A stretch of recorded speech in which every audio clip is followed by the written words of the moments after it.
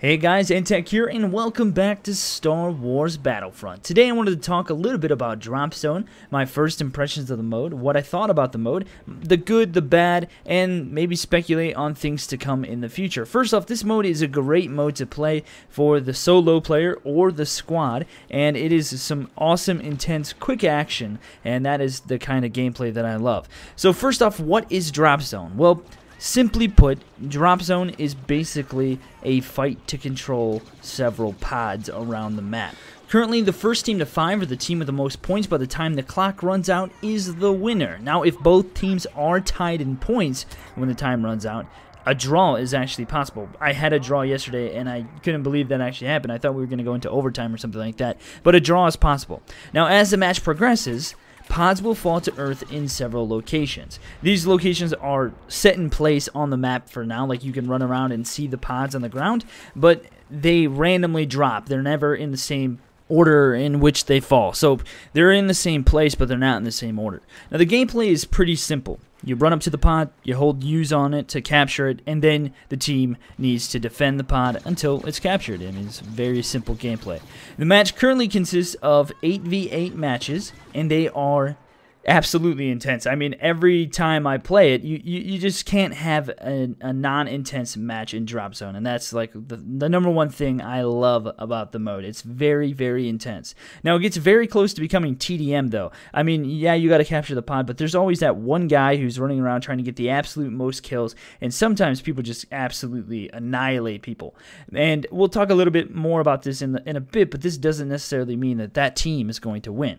So, what are some things that I like about the game? Well, as I mentioned, I like how absolutely intense the gameplay is, but I also like how much the game mode relies on a team effort, a very good team effort. You might have one person on the team who runs around, like I said, and absolutely destroys people in combat, but that doesn't mean that the team that guy's on will be able to win the match. Just because he's wrecking faces doesn't mean that team's going to win the match. You got to capture the pods. You have to protect them. You have to play the objective. Another thing that I like is that I really enjoy the various tactics that can be implemented while playing. The jetpack is probably the number one thing that comes in handy when you're moving around the map, when you're playing this mode, and you can use it to get into some nice areas to defend the pod, and it really drives me crazy when the other team knows about these areas because it's really hard to combat. Now, one of my favorite things, absolute favorite things to do in this mode, and you have to have the personal shield to do this,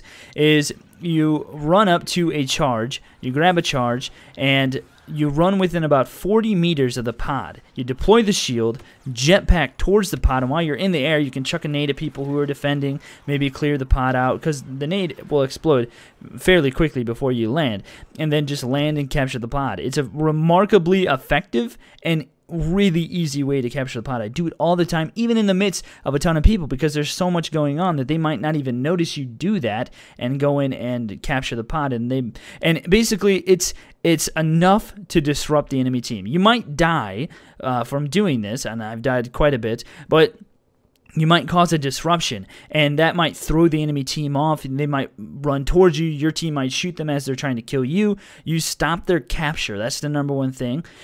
Or maybe you do it and it's successful and you hold it off. Make way for your team to take out the enemy team, and then you capture the pod. I mean, it's a very simple way, and it would be really cool to see more people doing that because it's remarkably effective and easy, and I can't believe I don't see more people doing it. I see people run up with the shield, but I never see people jetpack in.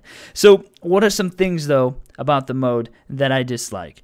So basically, it's really simple. So far in the beta, my dislikes have mainly come down to two things: the spawns and the movement on the ground, whether it be an AT-AT or the soldier itself. It is no different in this game mode. And I say this because the movement is really annoying in the beta, and especially in this mode because there's so many rocks and stuff. Basically, as you run around and play, you get stuck on the dumbest little objects, ridges, rocks, etc. It doesn't matter. They're little tiny things on the ground, and you get stuck on them, snow drifts, and it's so annoying. And I mean, it's no different on Drop Zone. The biggest problem, though, that I have is the spawns, and it's the same on Hoth currently. This is the same on Drop Zone on Solus as well. In Drop Zone, though, the spawns seem extremely random, and I mean even more random than Hoth. Sometimes you'll spawn in one area and have an enemy spawn literally right behind you or a little bit off to the left. Now, I know that this might help with the capture of the pod if my team is currently capturing the pod and you want to spawn the enemy team on the other side of the map to keep them away, but I mean, it isn't always the case. This doesn't always happen. And as the defender, it seems like you should be spawning. You shouldn't be spawning there anyways. You should be spawning a little bit closer, not directly on the pod, but closer to it. Also, it happens to you in the same way sometimes, but at other times. I think the #1 thing that will help a team on this map is to have partners and to spawn on them when they're closer to the pod. And perhaps the system that they have in place is counting on this more than it is actually happening in the beta, because there's a lot of solo players. I have no idea, but I have noticed, and it's annoying, and it's the same on Solus and Hoth. You will spawn right next to an enemy or below an AT-AT or something like that. It's totally random. Now, I do want to say that despite those two things, the game mode itself is absolutely amazing. It's so much fun. I have a blast in it, and it's a great way to warm up for the day while just playing, and it's great for a squad to play as well, or just like a solo player, as I said. So I just want to stress that, yes, those things are currently problems in the beta, but that doesn't mean that they're going to be the way when the game goes live, or if they are when the game goes live, it won't be for long if there's a community outcry. It seems like EA and DICE, like, they do a good job of listening to the community and trying to make changes from what I've seen. I mean, this might not be the same for like Battlefield or Hardline, but I mean, you know, the #1 thing that people are like, you know, Hoth is so imbalanced, like, yeah, we're already tweaking that, we're already working on that. You know, like, they take note of these things. They're probably going to, you know, work with them and try to change it. And, you know, the movement system and things like that. Like, if you, this is a good example. If you watch AI, during the survival mission, as you're playing, and an AT-AT is coming, and you drop off a cliff, they will follow you. However, in multiplayer currently, that doesn't happen. You can't just go down a cliff a little, like, and I'm not talking a huge cliff, I'm talking like a little ledge. You can't walk over the ledge, but they can do that in survival. So, you know, I'm assuming that there are things that aren't implemented into the game yet for whatever reason that might be implemented when things go live. I look forward to seeing what they do with this game mode in the future and the changes that they make, because there's some simple changes that could make this game mode very effective, maybe making the map a little bit bigger or just adding more spawns or something. You know, those, just some simple little tweaks could change the way that this mode is played. And I also hope to see, you know, other maps. I don't know if there's going to be other maps, but I hope that there are going to be other maps for this game mode. I would imagine that there are.